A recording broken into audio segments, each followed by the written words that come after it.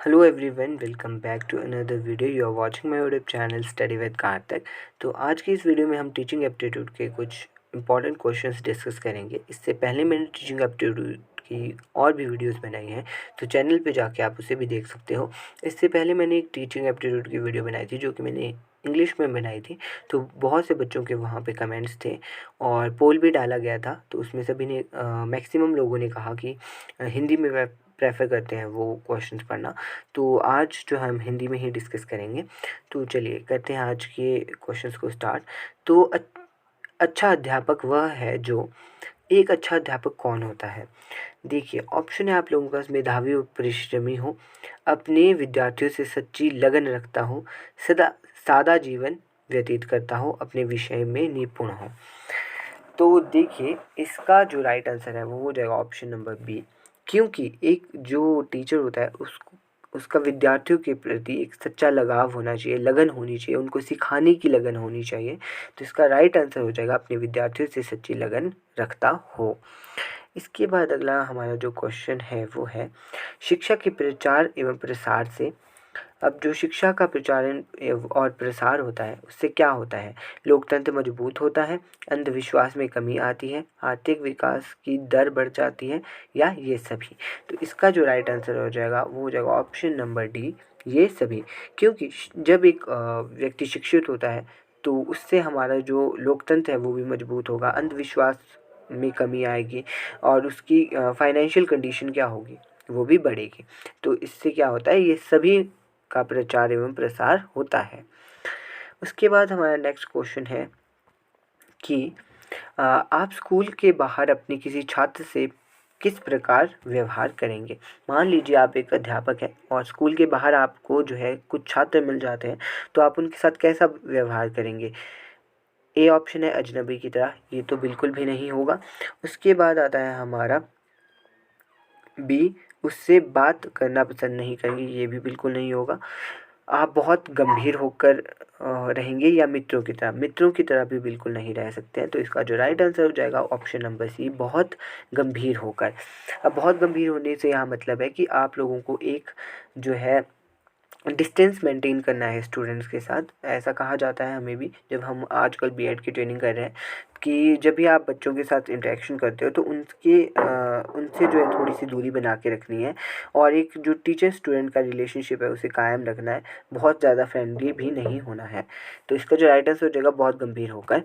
इसके बाद चलते हैं अपने नेक्स्ट क्वेश्चन पे। नेक्स्ट क्वेश्चन क्या कहता है, शिक्षण क्या है? तो शिक्षण क्या है? शिक्षण एक कौशल है, एक कला है, एक क्रिया मात्र है और एक तपस्या है। शिक्षण शिक्षण क्या हुआ? टीचिंग क्या है? एक आर्ट है या स्किल है? तो इसका जो राइट आंसर है वो हो जाएगा ऑप्शन नंबर ए, एक कौशल। टीचिंग क्या है? एक स्किल है। इसके बाद आता है ये एक स्किल है।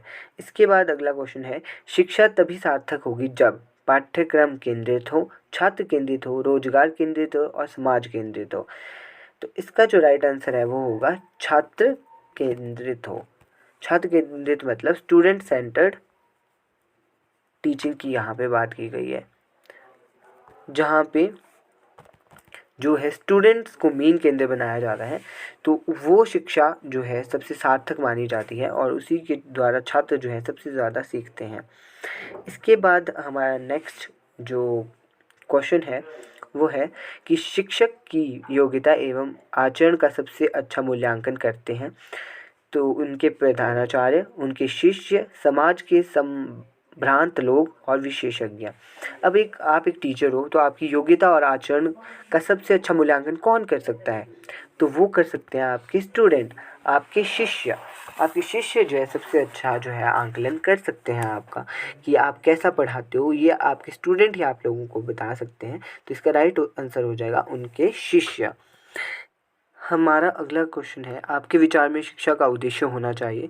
शिक्षा ग्रहण करने के बाद नौकरी, छात्रों का मानसिक योग्यता का विकास, छात्रों को साक्षर बनाना और बालकों का सर्वांगीण विकास।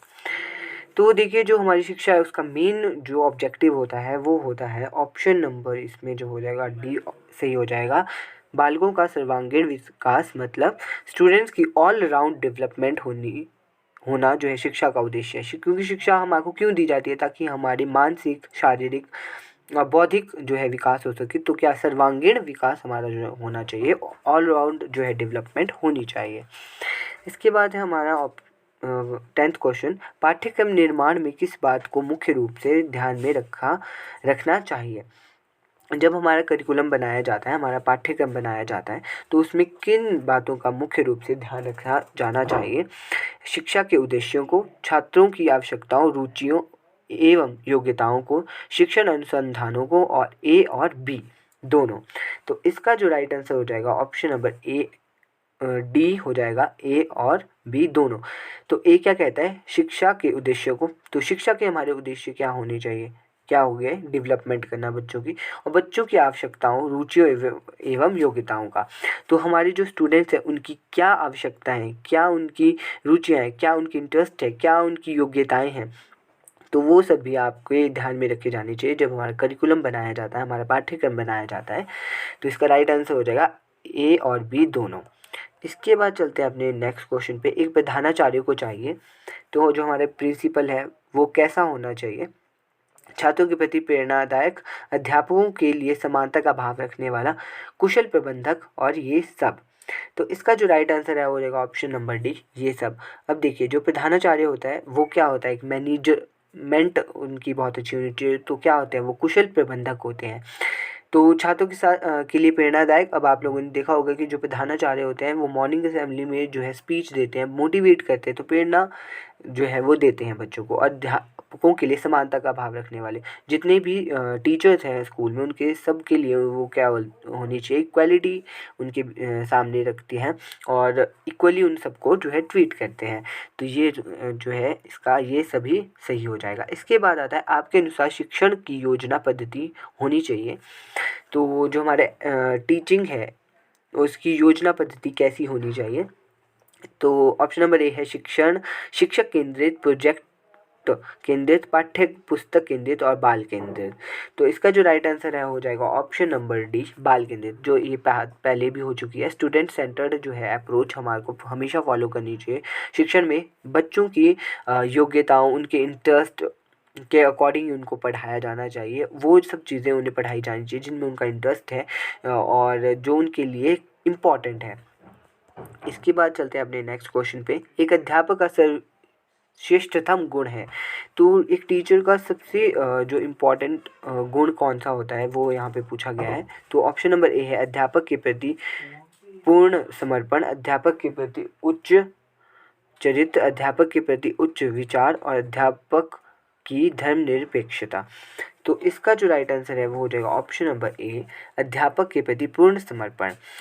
तो एक जो अध्यापक होता है वो पूर्णतः समर्पित होना चाहिए कि वो किस तरह से बच्चों को पढ़ा सके, और जितना भी उनका करिकुलम है, जितना भी उनका सब्जेक्ट है, सिलेबस है, वो सब कुछ कैसे बच्चों को समझाए, तो वो सबसे बड़ा गुण होना चाहिए एक अध्यापक में।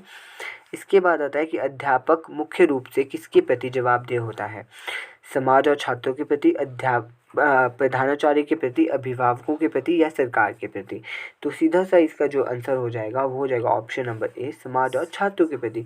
क्योंकि एक टीचर किसके पढ़ाता है? स्टूडेंट्स को पढ़ाता है, और स्टूडेंट से ही हमारा क्या बनता है? एक समाज बनता है। तो समाज और छात्रों के प्रति जो है वो जवाबदेह होता है। इसके बाद हमारा नेक्स्ट क्वेश्चन है कि ग्रामीण अंचलों में बच्चों के स्कूल से भागने तथा पढ़ाई छोड़ने का क्या कारण है? तो आप लोगों ने पहले सुना होगा कि ग्रामीण क्षेत्रों में जो है बच्चे होते हैं वो स्कूल छोड़ देते थे, पढ़ाई छोड़ देते थे। उसका क्या कारण रहा होगा? स्कूल का नीरस वातावरण, छात्रों की बाल श्रमिक बनने की लालसा, छात्रों का अध्यापक से डरना, या ये सभी? तो इसका जो राइट आंसर है वो हो जाएगा स्कूल का नीरस वातावरण। अब ये नीरस वातावरण किस तरह से होगा? तो ये ऐसे होगा कि बहुत ज़्यादा स्कूल में अगर आप लोगों को स्ट्रिक्टनेस रखी जाती है, और कई बार बच्चों के इंटरेस्ट से रिलेटेड सब्जेक्ट्स नहीं रखे जाते हैं, तो इस वजह से भी बच्चे जो है स्कूल छोड़ देते हैं। इसके बाद आता है नेक्स्ट क्वेश्चन कि अध्यापक की कार्य क्षमता को बढ़ाया जा सकता है। तो एक जो टीचर है उसकी कार्य क्षमता को कैसे बढ़ाया जा सकता है? परीक्षाफल के अनुसार पदोन्नति देकर, कड़े स्कूल प्रबंधन द्वारा अध्यापक के कार्यों की सराहना करके और अच्छा वेतन देके। तो इसका जो राइट आंसर है, अध्यापक के कार्यों की सराहना करके जो हमारे प्रधानाचार्य होते हैं, प्रिंसिपल होते हैं, वो टाइम टू टाइम टीचर्स के जो भी उन्होंने वर्क किया है उनको अप्रिशिएट करें। तो इससे क्या होगा, उनकी कार्यक्षमता बढ़ती रहेगी, उनमें एक मोटिवेशन आएगी कि नहीं, मुझे इससे भी ज़्यादा अच्छे तरीके से स्टूडेंट्स को पढ़ाना है। हमारा अगला क्वेश्चन है कि हमें शिक्षा ग्रहण करनी चाहिए क्योंकि शिक्षा शिक्षा क्या करती है, व्यक्ति को विद्वान बनाती है, व्यक्ति को स्वावलंबी बनाती है, व्यक्ति को अर्थोपार्जन योग्य बनाती है, मतलब आप लोगों को इंडिपेंडेंट बनाती है, आप लोगों को इस लायक बनाती है कि आप लोग जो है अर्निंग कर सको, या ये सभी। तो इसका जो राइट आंसर हो जाएगा ऑप्शन नंबर डी, ये सभी हो जाएगा। इसके बाद है हमारा नेक्स्ट क्वेश्चन, किस प्रकार का कक्षा नेतृत्व सबसे उत्तम माना जाता है? प्रभुत्ववादी, सभी को का मिला जुला रूप, लोकतांत्रिक और प्रयोजनवादी। तो इसका जो राइट आंसर है हो जाएगा ऑप्शन नंबर सी, लोकतांत्रिक। तो लोकतांत्रिक एनवायरनमेंट अगर हमारी क्लास में होता है तो वो कक्षा में बहुत अच्छे से टीचर अच्छे से सभी बच्चों को लेके जो है स्टडी करवा सकता है। तो हमारा नेक्स्ट क्वेश्चन है, अभिभावक मुलाकात दिवस की सबसे अधिक ज़रूरत या आवश्यकता पड़ती है? तो क्वेश्चन कह रहा है कि जो पेरेंट्स टीचर मीटिंग होती है उसकी सबसे अधिक आवश्यकता पड़ती है प्राइमरी कक्षाओं में, माध्यमिक कक्षाओं में, सेकेंडरी कक्षाओं में और कॉलेज में। तो इसका जो राइट आंसर है वो हो जाएगा ऑप्शन नंबर ए, प्राइमरी कक्षाओं में, क्योंकि उस समय जो है स्टूडेंट डेवलपमेंट स्टेज में होते हैं और उस टाइम पे टीचर्स को जानना पड़ता है कि बच्चों की पेरेंट्स के साथ वो डिस्कस कर सके उससे रिलेटेड बातें। तो उसके बाद आता है हमारा नेक्स्ट क्वेश्चन कि ग्रामीण क्षेत्रों के उत्थान का लक्ष्य होना चाहिए। प्राइमरी एवं प्रौढ़ शिक्षा का प्रसार, नगरीय सुख सुविधाओं का विस्तार, उच्च शिक्षा का प्रसार और ये सभी।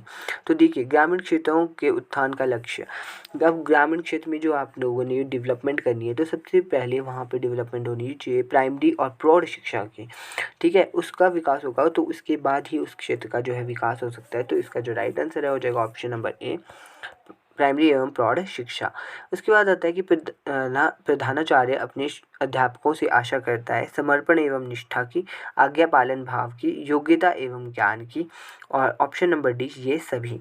तो इसका जो राइट आंसर है वो हो जाएगा ऑप्शन नंबर डी, ये सभी। समर्पण और निष्ठा की बहुत ज़्यादा ज़रूरत होती है, आज्ञा पालन की ज़रूरत होती है, योग्यता कैपेबिलिटी की तो होती ही होती है, और ज्ञान की तो सब सर्वोपरि है ज्ञान। तो ये हो जाएगा इसका राइट आंसर। इसके बाद आता है अभिभावक अपने बच्चों के लिए अध्यापकों से आशा करते हैं।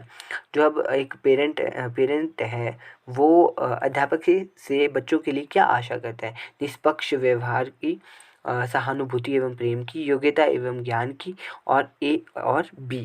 तो इसका जो राइट आंसर है वो हो जाएगा option number D, A and B, निष्पक्ष व्यवहार की। अब देखिए, एक टीचर को जो है निष्पक्ष होना चाहिए, वो क्लास में किसी के साथ भी भेदभाव ना करे, सभी को समान लेके चले, चाहे वो इंटेलिजेंट स्टूडेंट है या बिलो इंटेलिजेंट स्टूडेंट है, बट सभी को जो है सेम तराजू में उसे तोलना चाहिए। और सहानुभूति एवं प्रेम की, एक टीचर को के मन में हमेशा ही जो स्टूडेंट है उनके लिए सहानुभूति और प्रेम होना चाहिए। तो ए एंड बी इसका जो है राइट आंसर हो जाएगा। इसके बाद यदि आप से किसी गंभीर विषय पर भाषण देने के लिए कहा जाए तो आप क्या करेंगे? देखिए, एक टीचर को कभी भी कहीं पे भी स्पीच देने के लिए कहा जा सकता है। तो सबसे मेन मैं इस टॉपिक से हट के बता रहा हूँ आप लोगों को। तो एक टीचर को हमेशा ही कॉन्फिडेंट होना चाहिए कि वो जो भी बोले तो वो सही बोलेगा, ठीक है। कभी हम अगर गलती से कुछ गलत भी बोल देते हैं, अगर हम कॉन्फिडेंटली बोलते हैं तो कई बार वो दूसरे पर्सन को पता ही नहीं चलता है कि मैंने गलत कहा, क्योंकि मैं इतनी कॉन्फिडेंटली कहूँगा कि आगे वाले इंसान को पता ही नहीं चलेगा कि मैंने कुछ गलती करी है। तो क्या होना चाहिए, टीचर को हमेशा कॉन्फिडेंट होना चाहिए। तो चलिए, क्वेश्चन क्या है, यदि आपसे किसी गंभीर विषय पर भाषण देने के लिए कहा जाए तो आप उस विषय पर मित्रों से सलाह लेंगे, स्पष्ट मना कर देंगे, सहज तैयार हो जाएंगे और कुछ देर का समय लेंगे। तो इसका जो राइट आंसर है वो है सहज तैयार हो जाएंगे। देखिए, एक टीचर को बोलने का अवसर मिलना चाहिए, वो कोई किसी भी विषय पे जो है एक अध्यापक बोल सकता है, तो सहज तैयार हो जाएगा वो बोलने के लिए। इसके बाद अगला क्वेश्चन है, किसी भी विषय वस्तु को छात्रों को सरलता से सिखाने के लिए अध्यापक का सर्वप्रथम गुण होना चाहिए। तो देखिए, अब हमें जो है छात्रों को कुछ चीज़ बहुत अच्छे से सिखानी है और सरलता से सिखानी है। तो हमारे अंदर, अध्यापक के अंदर कौन-सा गुण जो है सबसे ज़्यादा होना चाहिए? आत्मविश्वास, विषय वस्तु का ज्ञान, प्रभावी व्यक्तित्व और सहृदयता। अब देखिए, इसका जो राइट आंसर है हो जाएगा ऑप्शन नंबर सी, प्रभावी व्यक्तित्व। अब टीचर से जो है स्टूडेंट इन्फ्लुएंस होते हैं। वैसे तो देखिए, विषय वस्तु का ज्ञान तो ज़रूरी ही है, आत्मविश्वास भी होना चाहिए, लेकिन हम यहाँ पे जो इसका राइट आंसर लेंगे वो है प्रभावी व्यक्तित्व। क्योंकि जब आपका व्यक्तित्व प्रभावी होता है या अभिव्यक्ति होती है उसमें, तो स्टूडेंट आप लोगों को फॉलो करते हैं, आप लोगों को अच्छे से सुनते हैं। तो इसका जो राइट आंसर है वो हो जाएगा ऑप्शन नंबर सी। इसके बाद माफ़ करिएगा, इसके बाद अगला क्वेश्चन है हमारा कि विद्यालय में खेलों का आयोजन का उद्देश्य होता है। अब स्कूल में क्या होती है, करिकुलर एक्टिविटी होती है, को करिकुलर एक्टिविटी होती है और स्पोर्ट्स बहुत ज़्यादा मेन रहता है स्कूल लेवल पे। तो उसका उद्देश्य क्या होता है? छात्राओं को किसी कार्य में लगाना, छात्र छात्राओं को किसी कार्य में लगाना, शरीर को हृष्ट पुष्ट बनाना, प्रतियोगी खेलों के लिए तैयार करना, बालक का सर्वांगीण विकास करना। तो इसका जो राइट आंसर है वो हो जाएगा ऑप्शन नंबर डी। मैंने पहले भी कहा था कि हमारी शिक्षा का जो मेन उद्देश्य है वो यही है कि बालक, स्टूडेंट का सर्वांगीण विकास हो सके, ओवरऑल डेवलपमेंट हो सके। तो ओवरऑल डेवलपमेंट कैसे होगी? उन्हें पढ़ाना भी है, उन्हें खिलाना भी है, उनकी मेंटल ग्रोथ भी करनी है। तो वो सब कुछ किससे होगा? विभिन्न एक्टिविटीज़ से होगा। इसके बाद अगला क्वेश्चन है कि एक छात्र की दृष्टि से विद्यालय में छात्र संघ संगठन के बारे में आपकी धारणा है। अब स्कूल में कोई ऑर्गेनाइजेशन, संगठन बनाया गया है छात्रों का, तो उसके बारे में आपकी क्या धारणा, एक छात्र की दृष्टि से क्या धारणा होगी? इनसे कोई लाभ नहीं है, विद्यालय में दादागिरी फैलाती है, शिक्षकों के अन्यायों के विरुद्ध लड़ने का एक साधन है और छात्रों में नेतृत्व की भावना बढ़ती है। तो इसका जो राइट आंसर है वो हो जाएगा ऑप्शन नंबर डी, छात्रों में नेतृत्व की भावना बढ़ती है, लीडरशिप क्वालिटीज़ जो है बच्चों में डेवलप होती है।